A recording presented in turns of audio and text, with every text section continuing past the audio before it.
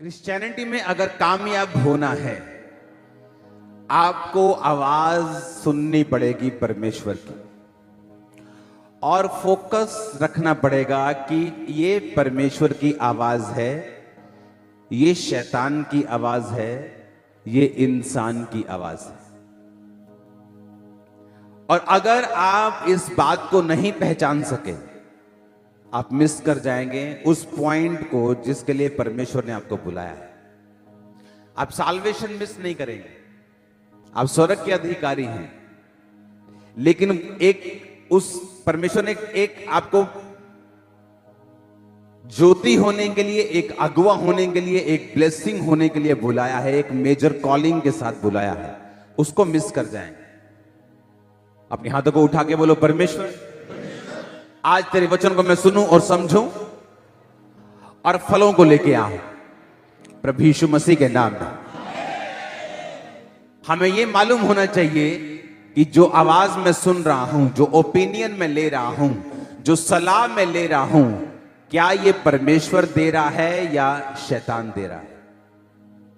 Jesus ने कहा, पतरस मुझे मारा जाएगा, पीटा जाएगा, क्रूस पे चढ़ा दिया जाएगा और मार दिया जाएगा। और पतरस साइड पे ले जाके बोलेगा, खबरदार जो तूने दोबारा ऐसे कहा तो तुझे मालूम नहीं हम तुझसे कितना प्यार करते हैं, तेरे साथ कभी ऐसा नहीं होगा परमेश्वर, खबरदार जो दोबारा ऐसी मरने की बात की तो। जीसस क्राइस्ट ने क्या कहा, वाह तुम मुझसे कितना प्यार करते हैं। ये कहा, ये कहा, क्या कहा, क्या बोला, क्या बोला, शैतान बोला। अभी 5 मिनट पहले तो जीसस बोल रहे थे पतरस को, मैं तुझ पे बड़ी कलीसिया बनाऊंगा, तू पत्थर है, तू ये है, तू वो है, तू परमेश्वर ने तुझ पे बड़े भेद प्रकट किए। अभी तो उसको वो चने के झाड़ पे चढ़ गया होगा और अभी दूसरे पक्ष बोल रहे, ओए तू शैतान है।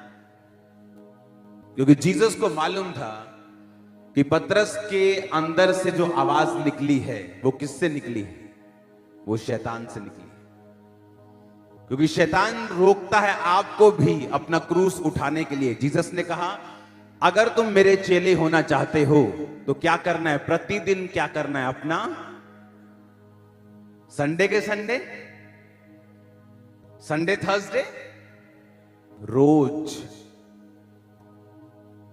रोज मरना है। उसने कहा, आपको लगता है कि जो लोग आत्मा में किसी लेवल तक पहुंचे हैं, जिन्होंने बुलंदियों को छुआ है, उन्होंने पता नहीं क्या करके आए हैं, कौन सा रिश्वत दे के आए हैं, पता नहीं उनके पास कौन से गहरे भेद है। आपको लगता है पता नहीं कौन से गहरे भेद है उनके पास। मैं आपको सच कह रहा हूं, ऐसे कोई गहरे भेद नहीं है।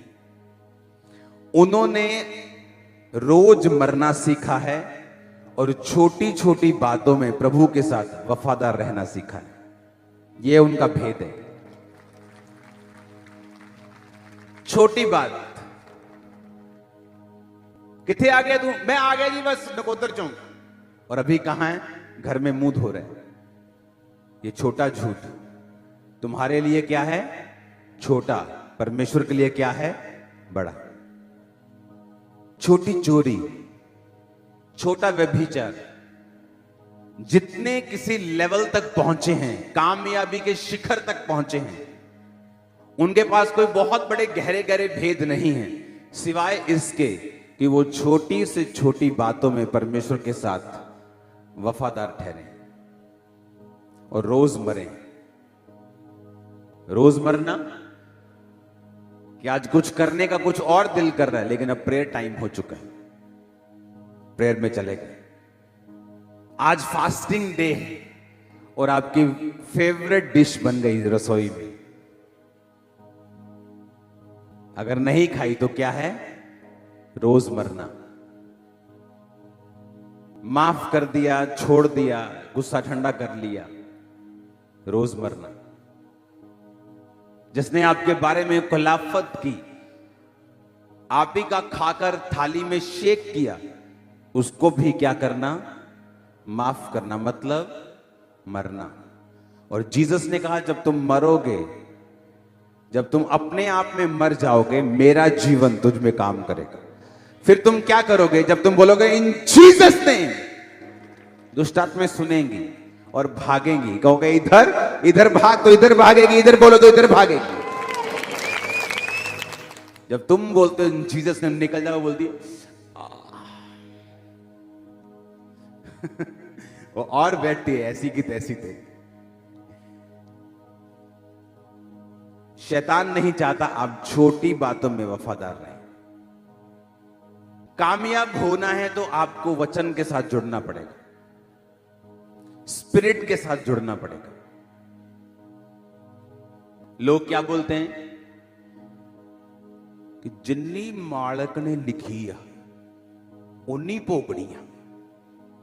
हाँ, वचन क्या कहता है? आपने कभी ये सुना वचन क्या कहता है? जीसस ने क्या कहा? जिसने आपको बनाया वो क्या कहता है आपकी उम्र के बारे में?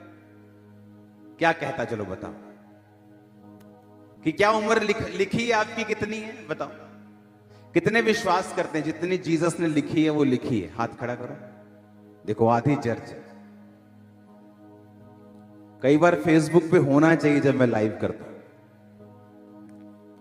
नीति वचन 3 उसकी 1 से 8 में लिखा है, हे मेरे पुत्र मेरी शिक्षा को ना भूलना, अपने हृदय में मेरी आज्ञाओं को रखे रहना। ऐसा करने से तेरी उम्र बढ़ेगी और तू अधिक कुशल से रहे। क्या कहा जीसस ने? कि हे मेरे पुत्र मेरी शिक्षा को, मेरी आज्ञाओं को अपने हृदय में, कहां पर? के दिमाग में दिल लगा के रखना परमेश्वर के वचनों के साथ।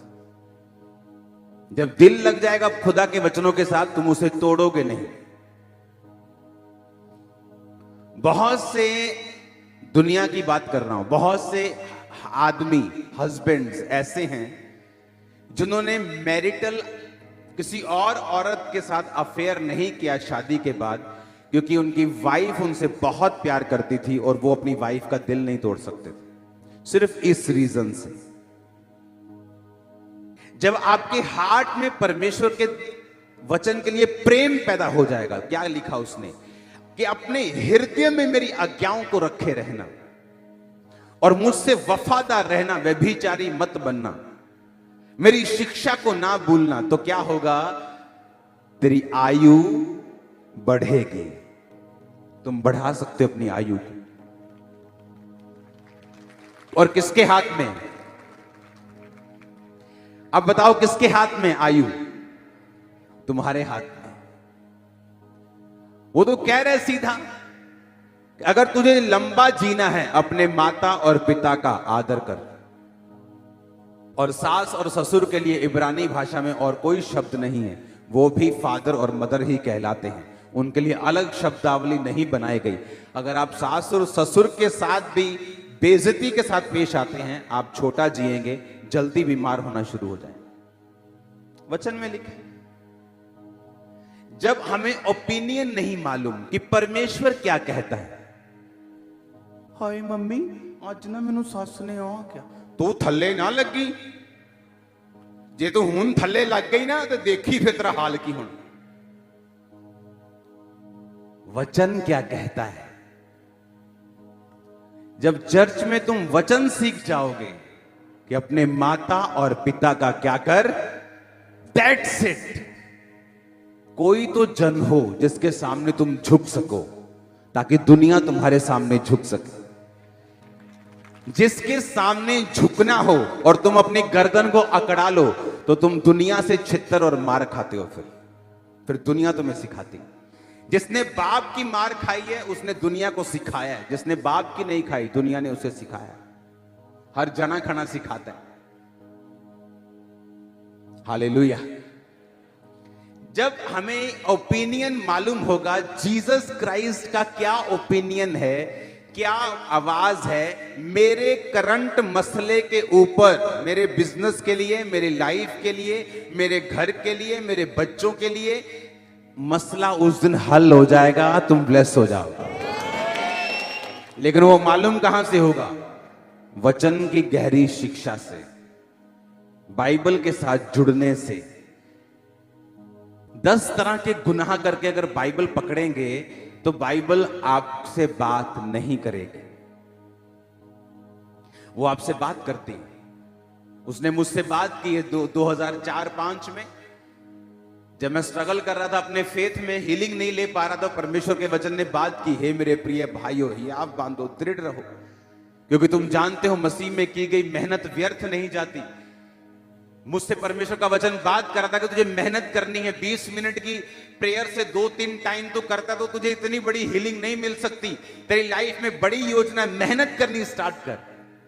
तब 2.5 घंटे, 3 घंटे, 8 घंटे तक चला गया, तो परमेश्वर ने उसका उत्तर दिया। वचन बात करता है। अगर आप भी प्यासे हैं वचन को सीखने के लिए, खुदा का ओपिनियन समझने के लिए, उसकी जानकारी लेने के लिए। हालेलुया। देखो वचन क्या कहता है, कहता है मेरी शिक्षा को ना भूलना, मेरे अपने हृदय में मेरी आज्ञाओं को रखे रहना, ऐसा करने से तेरी आयु क्या होगी और तू अधिक कुशल से रहेगा, कि तेरी लाइफ की इजीनेस जो होगी वो ज्यादा होगी।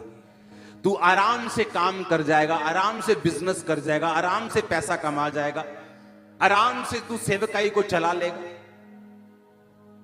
अगर आज हम यहां बैठे हैं तो ये चर्च 100 ब्रांचेस क्रॉस करने वाली है, और आपको लगता है कि बड़ी सिरदर्दी होगी, 100 चर्चेस सिरदर्दी होगी। मैं आपको बता रहा हूं, आज से 4 साल पहले जो अकेली चर्च की ये वाली सिरदर्दी थी, उससे आधी से भी कम है 100 चर्चेस की। रीजन कि हर साल आप ग्रेस में बढ़ते हैं, हर साल आप वचन की नॉलेज में बढ़ते जाते हैं, हर साल परमेश्वर के साथ आपका संबंध और मजबूत होता जाता है, आप और सीखते जाते हैं। जितना आप सीखते जाते हैं उतना आप आनंदित होते जाते हैं, उतना आपको इजीनेस में चलना आ जाता है, उतनी ग्रेस आ जाती है, हर काम आसान होता है और वचन पूरा होता है। तो अधिक कुशल से रहेगा, अधिक कुशल से, ज्यादा आसानी से तो अपनी लाइफ को बिताएगा। जब तुझे वचन सीख जाएगा तो वचन को मानने लगेगा, तो अपने शरीर को इग्नोर करने लगेगा, तो आत्मा की बातों को सीखने लगेगा। तो कितना इंपॉर्टेंट है राइट संगति में जाना और वचनों को एग्जैक्टली सीखना जिस तरह परमेश्वर सिखाना चाहते हैं, कितना जरूरी है। देखो, अगर आपकी उम्र पहले से लिखी हुई है कि भाई इसने 70 साल जीना है,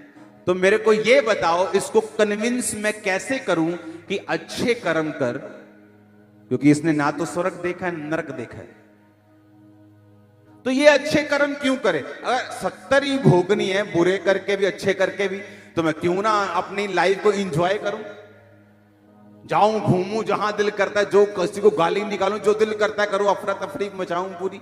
मैंने तो 70 ही जीना है, तो फिर मकसद नहीं रहा। परमेश्वर ने कहा मेरे द्वारा तेरी आयु बढ़ेगी। क्या लिखा भजन संहिता 91 उसकी लास्ट आयत में, मैं तुझे दीर्घ आयु से तृप्त करूंगा और मैं तुझे अपने उद्धार का दर्शन दिखाऊं। हिंदी में थोड़ा सा ट्रांसलेशन सही नहीं है, I will show you my salvation, कि मैं तुझे अपना उद्धार दिखाऊंगा। मतलब परमेश्वर चैलेंज कर रहा है, बोलता है ना जब कोई बंदा बड़ा कोई बैक वाला होता है, बोलता है दसूंगा मैं कौन है, तो परमेश्वर चैलेंज कर रहा है, I will show you my salvation. तेरे बच्चे, तेरा फाइनेंस, तेरी मिनिस्ट्री, तेरी सेहत, तेरी लाइफ, सब कुछ मैं तुम्हें दिखाऊंगा, अपना उद्धार, कि मैं जीवित परमेश्वर हूं, मुर्दा नहीं। कहता आई विल शो यू, मैं तुम्हें दिखाऊंगा। जो परम प्रधान के छाए हुए स्थान में बैठा रहेगा वो सर्वशक्तिमान की छाया में ठिकाना पाएगा। उसके छाए हुए स्थान का मतलब है, अगर मुझे एक विश्वासी की कुर्सी मिली है, मैं उस कुर्सी को छोड़ नहीं सकता एक सुंदर औरत के लिए, एक दारू के कप के लिए, वो 2, 4, 5, 10 लाख के लिए। वो कुर्सी कैसे छोड़ दी जाए जो विश्वासी की है? एक पाप के लिए। तो परमेश्वर ने कहा जो उसके छाए हुए स्थान में बैठा रहेगा वही उसकी सुरक्षा को पाएगा, दूसरा नहीं। आमीन। हमें मालूम होना चाहिए कि परमेश्वर की थिंकिंग, सोच उसका क्या है मेरी लाइफ, मेरी उम्र, मेरे बच्चे, मेरी फैमिली, मेरे फाइनेंस के बारे में परमेश्वर क्या कहता है। हालेलुया। तो आपकी उम्र डिसाइडेड नहीं है। आपके परमेश्वर ने आपको चॉइस दी। आप लंबा जीना चाहते हैं, थोड़ा जीना चाहते हैं, अच्छा जीना चाहते हैं, बुरा जीना चाहते हैं, वो आपकी मर्जी। 3 आयत में लिखा, कृपा और सच्चाई तुझसे अलग ना होने पाए, वरन उनको अपने गले का हार बनाना और अपनी हृदय रूपी पट्टियों पर लिखना। तो तू परमेश्वर और मनुष्य दोनों का अनुग्रह पाएगा। तू अति बुद्धिमान होगा। तू अपनी समझ का सहारा ना लेना, वरन संपूर्ण मन से यहोवा पर भरोसा रखना। उसी को याद करके सब काम करना, वह तेरे लिए सीधा मार्ग निकालेगा। अपनी दृष्टि में बुद्धिमान ना होना, यहोवा का भय मानना, बुराई से अलग रहना। ऐसा करने से तेरा शरीर भला और चंगा और तेरी हड्डियां पुष्ट रहेंगी। अगर आप इब्रानी भाषा में से पढ़ें तो उसमें लिखा, तेरी हड्डियों की क्रीज कभी खत्म नहीं होगी। तो 70 का भी होगा तो पुष्ट होगा, तेरा शरीर भला और चंगा होगा। क्योंकि आप जैसे ही 60 में एंटर करेंगे, अब आप बोलने लगेंगे मैं हूं बुढ़ा हो चला, ऑटोमेटिकली मेरे गोडे का जणगे, मेरे मोढे दर्द करनगे, मैनू साह होली होली आऊगा। क्योंकि ये आपने देखा है कहां पर, उस गिरे हुए संसार के अंदर जो शरीर और शैतान के द्वारा चलता है।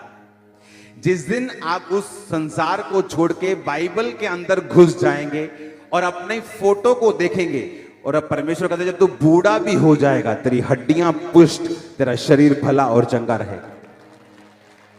अब जब एक बूढ़े व्यक्ति को यह वचन मालूम होता है, वो क्या करे? वो इस वचन को क्लेम करे, बाइबल के अनुसार चलना शुरू करे, वो प्रार्थना करनी शुरू करे, वो रोजे रखने शुरू करे, वचन पे चलना शुरू करे, बिब्लिकल स्टैंडर्ड्स को पूरा करना शुरू करे। वो कहता है मैं तेरी जवानी को उकाब के नई कर दूंगा। क्योंकि उकाब की लाइफ में भी आता है टाइम जब वो बूढ़ा होने लगता है, उसके बाद परमेश्वर फिर से उसको रिन्यू करता है, उसके पंख चोंच सब नया होता है। हालेलुया। तो मैटर ये करता है कि आप वचन को कितनी अच्छी तरह से समझते हैं और उसको कैसे लेते हैं अपनी लाइफ में। क्योंकि मोस्टली लोगों के लिए बाइबल एक रिलीजियस पुस्तक है जिसे वो पढ़ेंगे किस चीज के लिए? आधा घंटा पढ़ना है, 2.5 घंटे पूरे करने हैं। आप रॉन्ग दिशा में जा रहे हैं। आपको बाइबल खोलनी है अपना आप जानने और समझने के लिए और परमेश्वर को समझने के लिए। जितना आप परमेश्वर को समझेंगे, आप अपने आप के बारे में समझेंगे कि परमेश्वर ने आपको किस तरह से बनाया है और वो आपको किस तरह का देखना चाहता है। आपका हार्ट जब बनाया गया था तो एक्चुअल में उसे हजारों सालों के लिए फंक्शन करने के लिए बनाया गया था। पता है कि नहीं? आदम की उम्र कितनी थी? 900 कुछ साल। अभी तो 900 कुछ साल थी, सबसे बड़ी शायद 969 साल थी।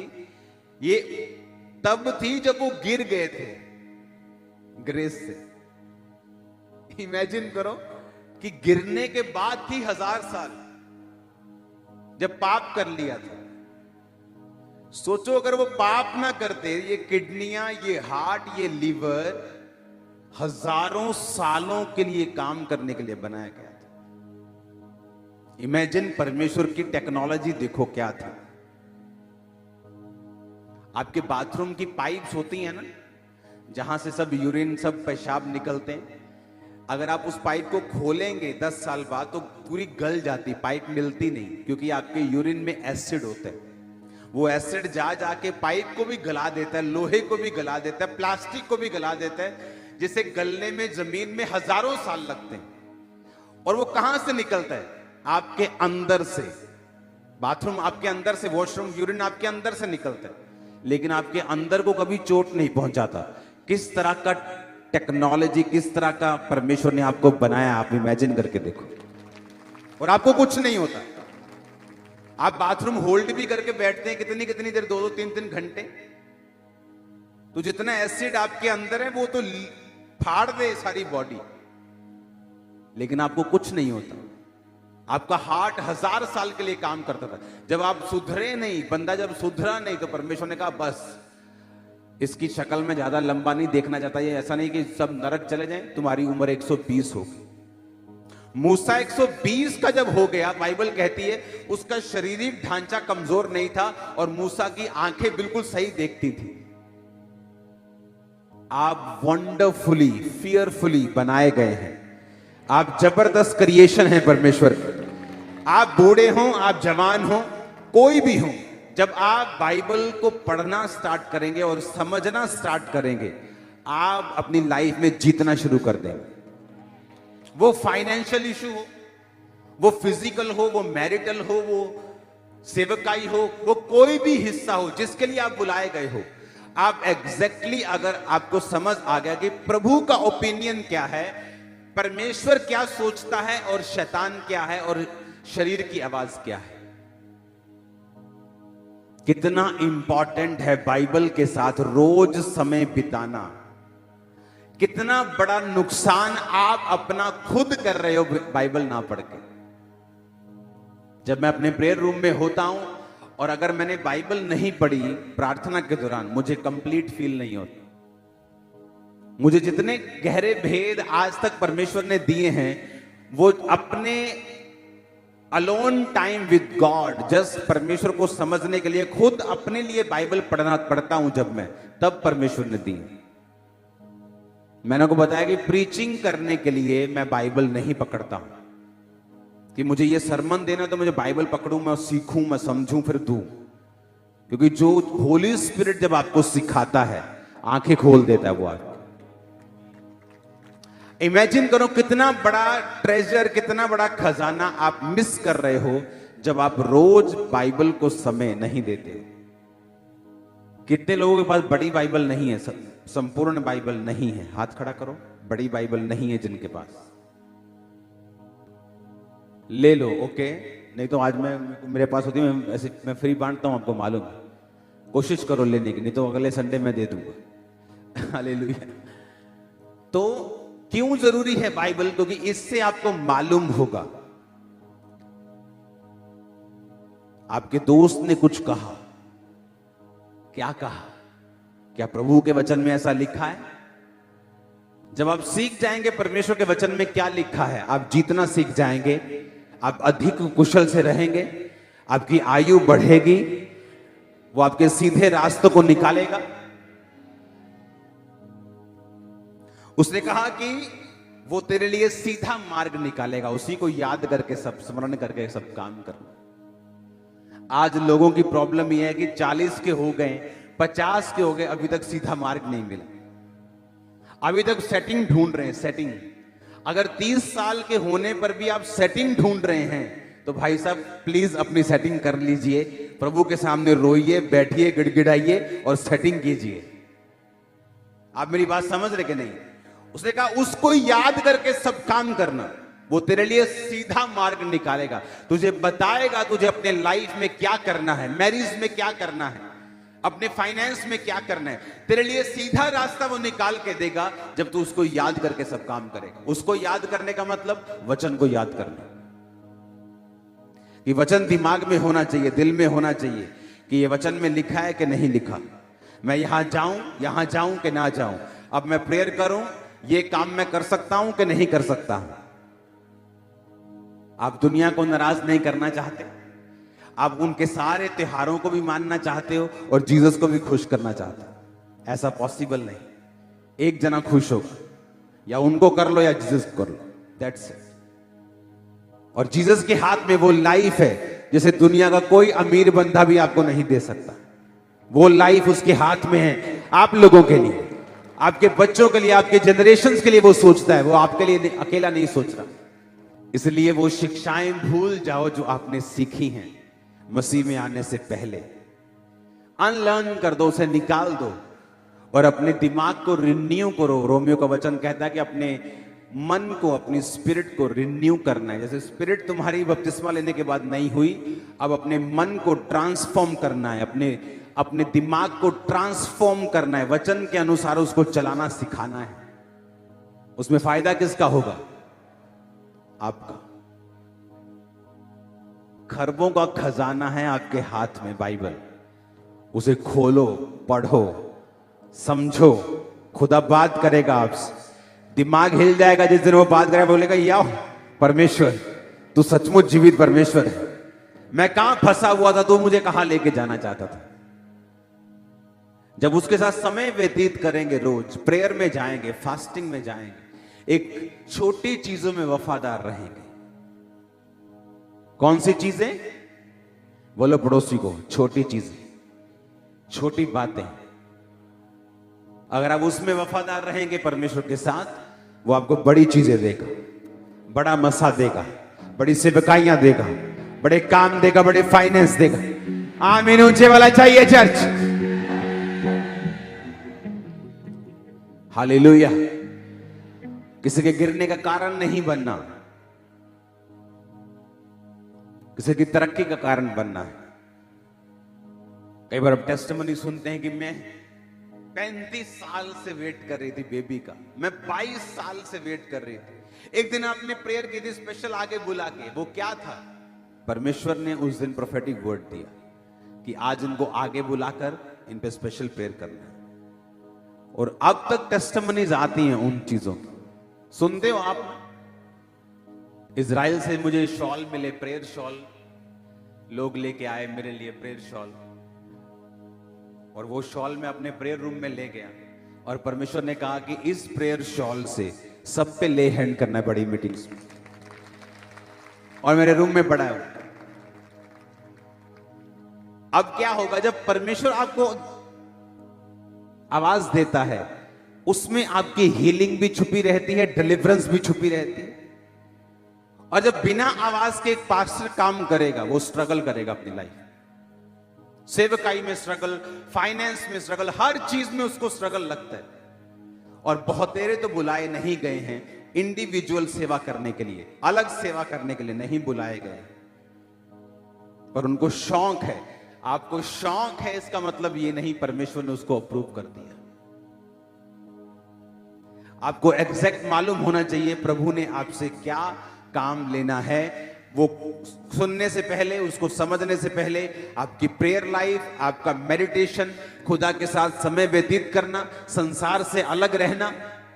आप उसी संसार में रह सकते हो, वही जॉब कर सकते हो, लेकिन उनके जैसे काम, उनके जैसे थिंकिंग, थॉट, ठट्ठा, मजाक, ही हु आप बंद कर सकते हो। क्योंकि आपको एक ग्रेटर रिस्पॉन्सिबिलिटी प्रभु ने दी है, एक ग्रेटर कॉलिंग आपकी है, एक बड़ा काम करने की, लोगों को बचाने की, एक हायर लाइफ जीने की। वो ठट्ठा करने वाले, ही हु करने वाले, जो 10 साल पहले भी ही हु करते, जाओ देखो तो जी वो कहां बैठे हैं। वो वहीं बैठे हैं। आप भी वहीं बैठना चाहते हैं क्या 10 साल? नहीं, आप नेक्स्ट लेवल पे जा रहे हो। In the mighty name of Jesus. मैंने कहा आप नेक्स्ट लेवल पे जा रहे हो। आज की मीटिंग में आपकी स्पिरिचुअल आईज ओपन होंगी और आपको रास्ते नजर आएंगे। नए लोग आपकी लाइफ में एंटर करके डिवाइन हेल्पर्स में आपको मिलेंगे यीशु मसीह के नाम में। Hallelujah, hallelujah. क्या था मेरे पास? कुछ नहीं, लेकिन रोज परमेश्वर के वचन के साथ समय बिताना, ये मेरी लाइफ बन चुकी थी। रोज रोज रोज रोज रोज रोज। आप इमेजिन करो, मेरे रिश्तेदार मुझे इनवाइट करना बंद कर दिया 20 साल। उन्हें मालूम नहीं आएगा कि सुबह से शाम तक मुझे काम करना जरूरी होता था।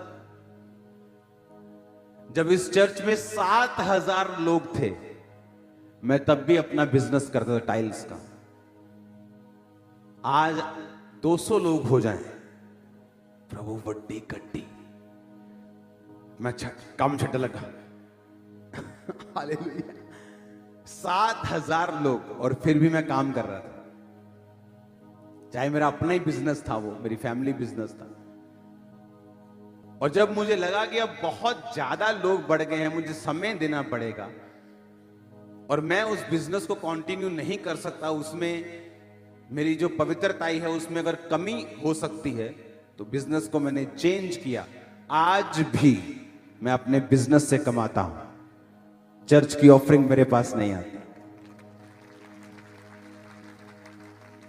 अगर आप 100 रुपए डाल के जा रहे हो तो खुदा के कामों के लिए जा रहे हैं।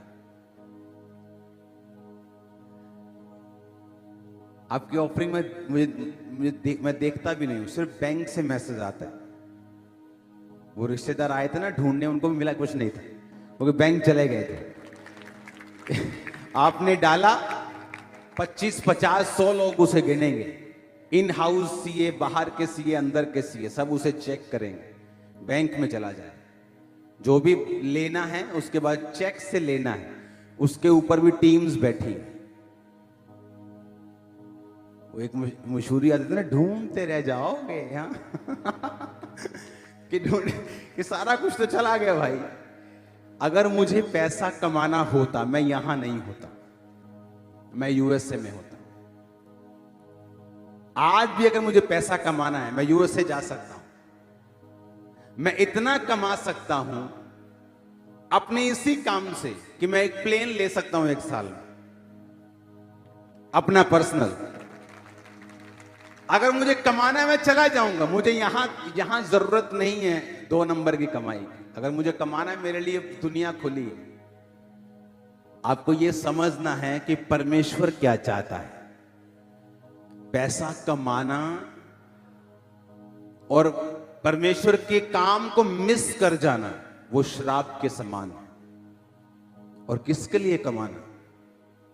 क्या सोने के सूट डाल लोगे? चांदी के सेब खा लोगे? संतरा तो वही